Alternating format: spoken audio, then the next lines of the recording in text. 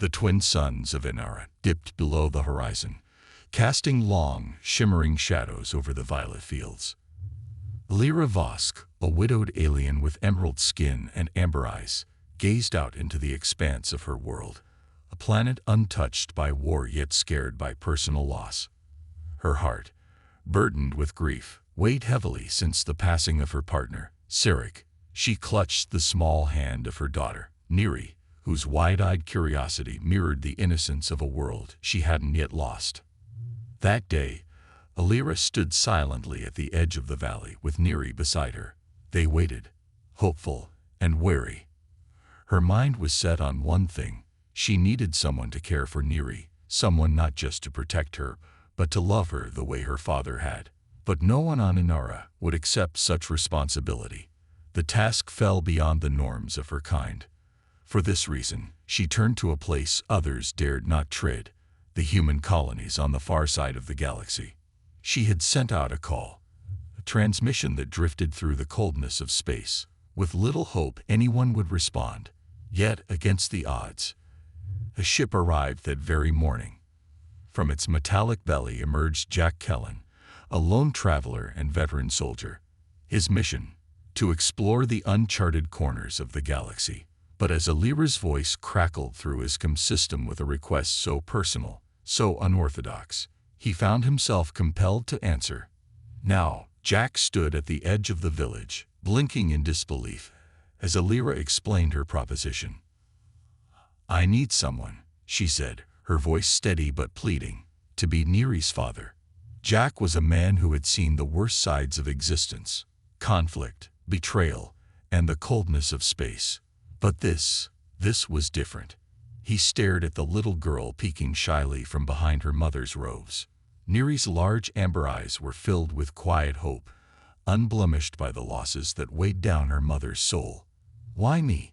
Jack asked finally, his rough voice breaking the silence between them. Lyra's gaze was unwavering. "Because you carry the weight of a soldier's heart, and because, deep down, you know what it means to lose everything." Jack exhaled, ruffling his dark hair as he processed her words. He hadn't expected to be a father, especially not on an alien world, especially not now. Yet, there was something in Neri's innocent stare and Lyra's unwavering resolve that tugged at him in ways he couldn't explain. He looked toward the distant stars, as if searching for guidance. He thought about the emptiness he had carried for so long, an emptiness that perhaps wasn't so different from what Lyra and Neri now faced. And maybe, just maybe, he could fill that void in his own life by being what this child needed. With a nod, Jack answered the only way he could. "I'll stay." The night air on Inara was thick with unfamiliar scents, a mixture of alien flora and the sharp crispness of the twin moons rising overhead. Jack Kellen, still adjusting to the gravity and atmosphere of this strange world, found himself in a modest, circular dwelling made from native stone and iridescent glass. It was quiet, save for the gentle hum of the alien wind against the walls. Lyra sat across from him, her posture tense, but her eyes glimmering with cautious hope. Neri nestled close to her mother, clutching her worn-out stuffed creature. Toy Jack could only assume was the alien equivalent of a teddy bear. The little girl peered at Jack curiously, but said nothing. "Do you want something to drink?" Lyra asked, breaking the silence. She pointed toward a strange apparatus that seemed to brew liquids, steaming lightly in the corner. Jack nodded, not wanting to appear rude, though he had no idea what she was offering. The awkwardness of the moment weighed heavily. Jack knew how to fight battles, how to command troops, and how to survive against impossible odds. But this, becoming part of a family, being responsible for a child, was entirely foreign. "Thank you," Jack muttered as Lyra handed him a cup. The liquid inside shimmered like molten silver, swirling with iridescent hues. He hesitated, then took a sip. It was warm, floral, with a hint of spice, comforting in a way he hadn't anticipated. Lyra spoke softly, almost as if afraid to disrupt the fragile stillness between them. "Neri hasn't spoken much since Sirik's passing. She's been trying to understand, in her own way. Jack glanced at Neri, who was staring at him with unblinking amber eyes. She seemed smaller in this quiet setting, more delicate, yet there was a strength in her gaze that reminded him of Alira. "I don't know how to do this," Jack confessed, running a hand through his hair. "I'm not exactly father material." Alira's expression softened. "I don't expect you to be perfect. Just need someone who will try. Someone who won't leave." Jack felt the weight of her words settle deep within him. The unspoken plea was clear. This was about more than just Neri. It was about Alira too. She needed someone to stay, someone she could trust after everything that had been lost. Neri shifted from her spot beside Alira and cautiously approached Jack. She hesitated for a moment, then extended her tiny hand, offering him the stuffed creature. Jack blinked, surprised by the gesture. "Is this for me?"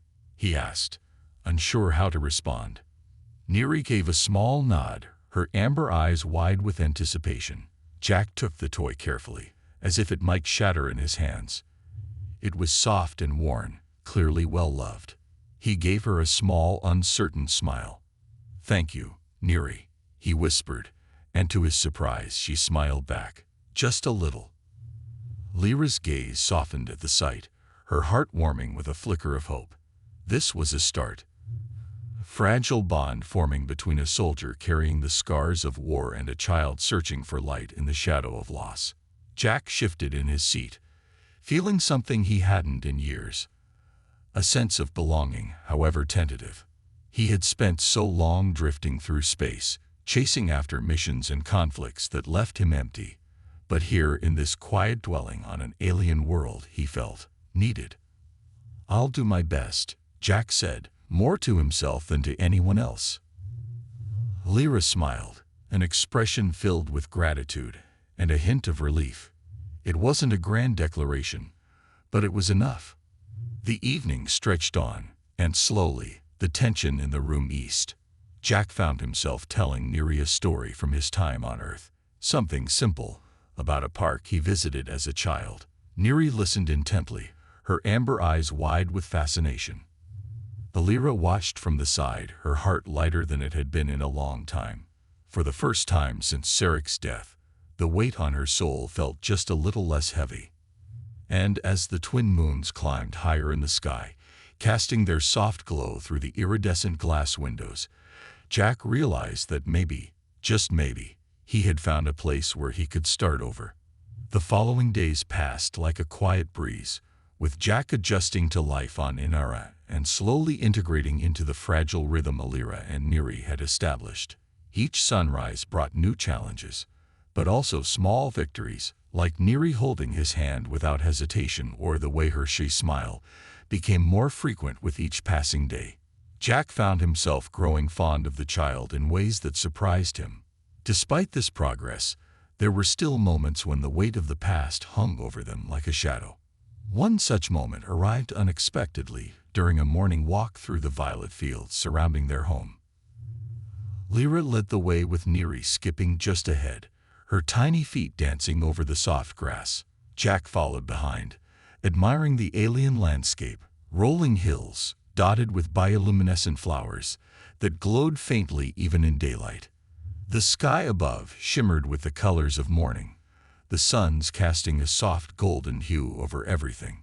For the first time in a long while, Jack felt something close to peace, but just as he let himself relax, Neri stopped abruptly.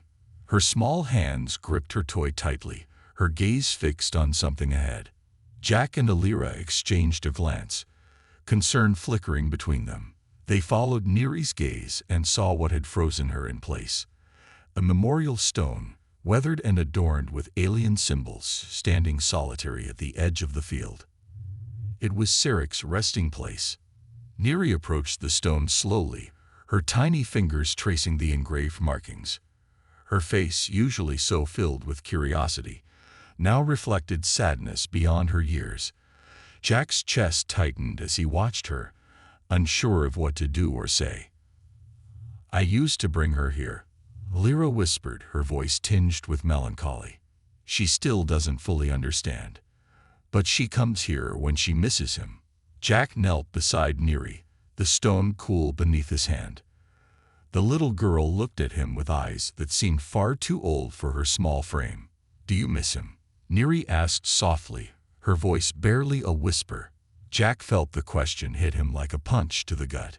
He hadn't known Sarek, hadn't experienced the life they'd built together, yet he could feel the ache of loss in every word Neri spoke. And he knew what it was like to miss someone so deeply it left scars. "Yes," Jack answered quietly. "I do." Lyra's gaze softened at his words, seeing the truth behind them. Jack wasn't just saying it for Neri's sake. He genuinely understood their pain. He had lived through it himself, and somehow, sharing that burden now felt like a small step toward healing. Neri stared at him for a moment longer, as if weighing his words, and then, in an unexpected gesture, she reached out and placed her tiny hand on Jack's. Her touch was light, but it held a quiet strength that sent warmth through Jack's chest. "It's okay," she whispered. "You're here now." Those simple words, spoken with the unfiltered honesty of a child, hit Jack harder than he expected. In that moment, he realized something profound. He wasn't just here to fill a role or offer protection. He was becoming something more. He was becoming someone they could rely on. Lyra, standing silently beside them, wiped away a tear. She hadn't expected things to fall into place so naturally, and yet here they were, forming connections where she once feared there would only be emptiness. As the suns rose higher in the sky, Jack stood, lifting Neri gently into his arms. She rested her head against his shoulder, her tiny body relaxing in his embrace. It was a gesture of trust, one that Jack didn't take lightly. "Come on," Jack said softly. "Let's head home." Lyra gave him a grateful smile, and together they began the walk back toward their dwelling, the past still present, but no longer overwhelming. The weight of loss hadn't disappeared, but it felt lighter somehow, shared among the three of them. Days turned into weeks, and the quiet life on Inara began to feel almost natural to Jack. The bond between him and Neri grew stronger each day, with the little girl looking to him not just for protection but for the small joys of childhood. Whether it was teaching her to skip stones across the iridescent streams or inventing bedtime stories about adventures in distant galaxies, Jack was becoming someone Neri could trust and love. Lyra, too, found herself relaxing in Jack's presence, though a flicker of unease always lingered beneath her calm demeanor. She knew their life of fragile peace might not last forever. The universe was rarely kind for long. And then it came, the moment Lyra had feared. It started with a strange signal, a burst of static that interrupted the village's quiet hum. Lyra froze at the sound, her senses on high alert. She hurried to the communication console, her heart pounding in her chest. Jack followed, sensing the shift in her demeanor. "What is it?" he asked, his voice steady but concerned. Lyra tapped a series of glowing symbols on the console, her brow furrowing as the transmission unfolded. It was a distress call, faint and garbled, but the message was clear. Someone, or something, was coming. And it wasn't friendly. "They found us," Lyra whispered, her voice tight with fear. "Who?" Jack asked, his military instincts kicking in. "What are we dealing with?" Lyra glanced toward Neri, who was playing quietly in the corner, blissfully unaware of the danger looming over them. She lowered her voice to a near whisper. "Faction from the outer colonies. Mercenaries. They were after Sarek, and now they'll come for us." Jack's jaw tightened. He had dealt with mercenaries before, ruthless, desperate individuals with no loyalty and nothing to lose. If they were coming to Inara, it wouldn't be for negotiation. "We need to get out of here," Jack said firmly, his mind already running through possible escape routes. Lyra shook her head. "There's nowhere to go. They'll search the entire planet if they think we're hiding." Jack clenched his fists, feeling the familiar fire of adrenaline surge through him. He wasn't about to let anything happen to Neri or Alira. Not now, not after everything they had already lost.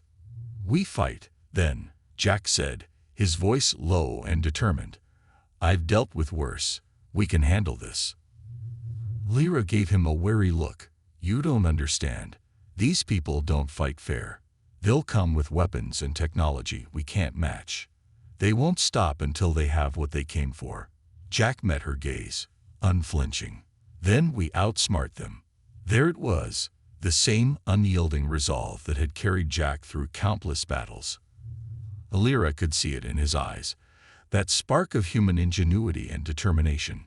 It was something she had rarely encountered among her own people. For the first time in days, a flicker of hope stirred within her. "We'll need a plan," she said, exhaling slowly. "We've got time," Jack replied, glancing toward Neri. "And we've got something worth fighting for." The following hours were a blur of preparation. Jack scouted the surrounding area, mapping out potential choke points and escape routes. Alira worked tirelessly at the console, trying to mask their signal and buy them as much time as possible. As night fell, the dwelling became a fortress of sorts, makeshift defenses set up at every entrance. Jack armed himself with a rifle he had salvaged from his ship, while Alira fashioned traps from the technology they had at hand. It wasn't perfect, but it was the best they could do. Neri, sensing the tension, clung to Jack's side, her tiny hand gripping his sleeve tightly. "Are we going to be okay?" she asked, her voice small and uncertain. Jack knelt beside her, his expression softening. "We're going to be fine," he said, brushing a strand of hair from her face. "I promise." Alira watched the exchange, her heart swelling with a mixture of fear and gratitude. Jack wasn't just fighting for them. He was fighting with them, and that made all the difference. As the stars began to fill the sky, Jack and Alira stood side by side, their eyes scanning the horizon for any sign of the mercenaries. The night was eerily silent, save for the occasional rustle of wind through the alien flora. "Do you think they'll come tonight?" Alira asked, her voice barely audible. "They'll come," Jack said grimly. "It's just a matter of when." Alira nodded, her gaze drifting toward Neri, who had fallen asleep on a blanket near the console. "She doesn't deserve this," she whispered. "Any of it?" Jack's expression softened. "No, she doesn't. But we'll make sure she comes through it." And as they stood together in the quiet darkness, with the weight of the universe pressing down on them, they knew one thing for certain: whatever happened next, they would face it together. The night was still, too still. Jack's instincts told him that silence often preceded chaos. He scanned the horizon from their makeshift defenses, the rifle resting steady in his grip. Lyra stood beside him, her sharp eyes trained on the distant hills, her posture tense but determined. Neri slept quietly inside, unaware of the storm about to unfold. Then they saw it. A faint shimmer in the sky, like a ripple in water. The mercenary ship emerged from stealth mode, descending with cold precision. It hovered ominously above the valley, its engines thrumming like the heartbeat of a predator about to pounce. "They're here," Jack muttered. His grip on the rifle tightened as adrenaline surged through him. Lyra took a deep breath. "We stick to the plan. Keep them away from Neri at all costs." The ship landed with a low hiss, and its ramp extended into the violet grass. From its shadowy depths emerged a squad of armored figures, their movements swift and calculated. The mercenaries spread out, their weapons gleaming in the pale light of the twin moons. Jack counted 6 of them, well armed, well trained, but not invincible. "Here we go," Jack whispered, shifting into position. The first mercenary advanced toward the house, scanning the area with a handheld device. Jack waited until the soldier was just a few steps away from one of their traps. Thin wire Alira had rigged to detonate a flash charge. The trap snapped. A burst of blinding light exploded in the mercenary's face, sending him stumbling backward with a shout. Jack didn't hesitate. He raised his rifle and fired. One precise shot that hit its mark. The soldier crumpled to the ground. "Nice shot," Lyra murmured, her voice tight but impressed. The other mercenaries reacted instantly, taking cover and returning fire. Energy blasts hissed through the air, illuminating the night with streaks of red and blue. Jack ducked behind a low wall, his heart pounding but his mind clear. This was what he knew: combat, strategy, survival. Lyra moved swiftly, activating another trap she had hidden along the path. A web of electric tendrils erupted from the ground, snaring one of the soldiers and sending violent sparks across his armor. He convulsed, his weapon slipping from his grasp. "We've got this," Jack muttered to himself, peeking from cover and firing another shot. One more mercenary down. But the remaining soldiers weren't deterred. They regrouped quickly, advancing with ruthless precision. One soldier hurled an energy grenade toward the house. Jack's heart lurched. "Get down," he shouted, grabbing Lyra and pulling her behind cover just as the grenade detonated. A shockwave tore through the air, sending dirt and debris flying. The house shook, but it held. "We can't let them get closer," Lyra said breathlessly, brushing dirt from her face. Jack nodded. He could feel the tide of the battle shifting. Time was running out. They needed to finish this. Fast. "Cover me," Jack said, rising from his position.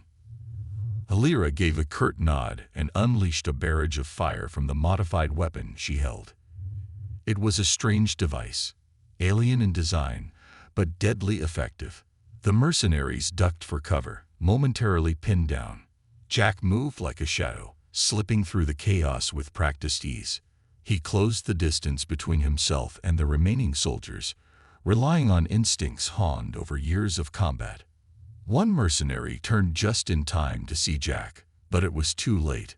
Jack struck with brutal efficiency, disarming the soldier and driving the butt of his rifle into his helmet. The mercenary crumpled with a groan. The final two soldiers tried to retreat, but Lyra was already waiting. She triggered the last trap, a burst of sonic energy that sent them sprawling to the ground. Before they could recover, Jack was on them, disarming them both and forcing them to the ground. The fight was over. Breathing hard, Jack stood over the defeated mercenaries, his rifle still in hand. The night air was thick with the scent of scorched earth and adrenaline, but the silence that followed felt almost deafening. Lyra approached, her gaze sweeping over the fallen soldiers. "Are they all down?" she asked, her voice low. Jack nodded. "For now." They exchanged a glance, an unspoken acknowledgement of what they had just survived. It wasn't victory, not really, but it was enough. For now, they were safe. Inside the house, Neri stirred, awakened by the distant sounds of battle. Jack and Lyra rushed to her side, and Jack knelt beside her, brushing a hand through her tangled hair. "Is it over?" Neri whispered sleepily, her voice small but hopeful. Jack smiled, his heart swelling with unexpected warmth. "Yeah, kiddo, it's over." Neri yawned, wrapping her small arms around Jack's neck. "I knew you'd keep us safe," she murmured, already drifting back to sleep. Lyra watched the scene with a mixture of relief and gratitude. She had trusted Jack with their lives, and he hadn't let them down. "Thank you," she whispered, her voice barely audible over the soft hum of the night. Jack glanced at her, his expression softening. "Always." And as the twin moons of Inara shone brightly overhead, casting their gentle light over the battered landscape, Jack knew one thing for certain: he had found something worth fighting for. And he wasn't going anywhere. The dawn broke gently over the violet fields of Inara, casting the landscape in soft hues of pink and gold. The aftermath of the battle lay scattered across the ground: fallen mercenaries, dismantled traps, and the remnants of their desperate defense.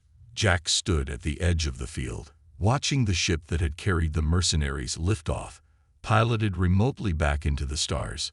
The defeated soldiers, disarmed and unconscious, were left behind, bound for local authorities to deal with.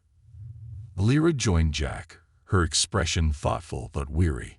The two of them stood in silence, the adrenaline from the night fading into quiet reflection.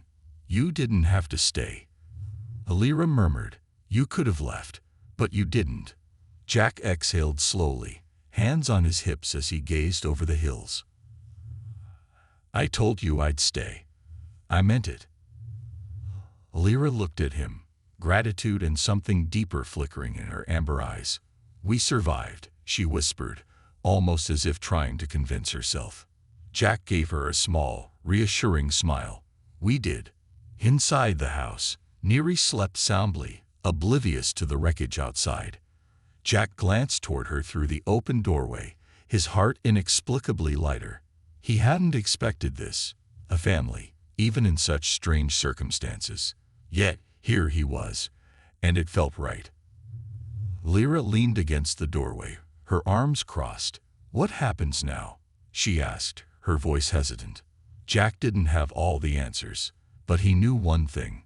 He didn't want to go back to the empty existence he had lived before, drifting from place to place, searching for something he couldn't name. I don't know what tomorrow holds, Jack admitted, but I know I'm not leaving. Lyra's expression softened, and for the first time in a long while, she smiled, a genuine, unguarded smile. That's enough for me, she said quietly.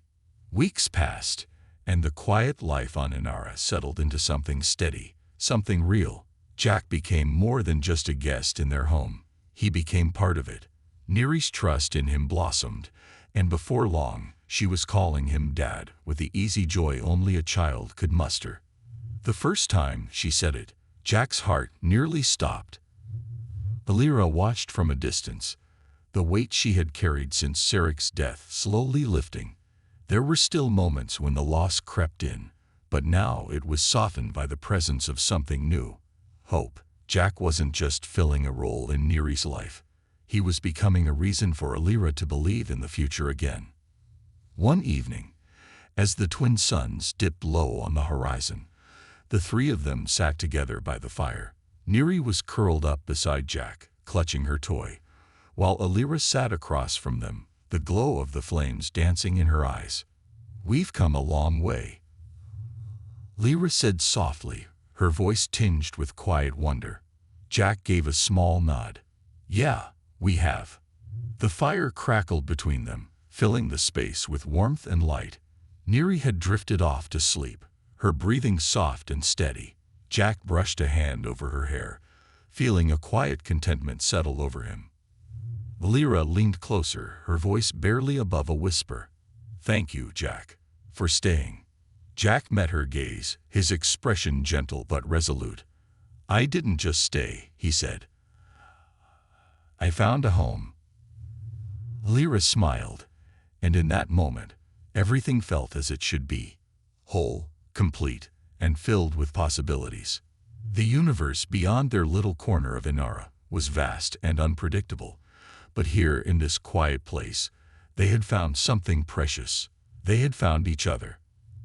And for the first time in a long while, the future didn't seem so uncertain.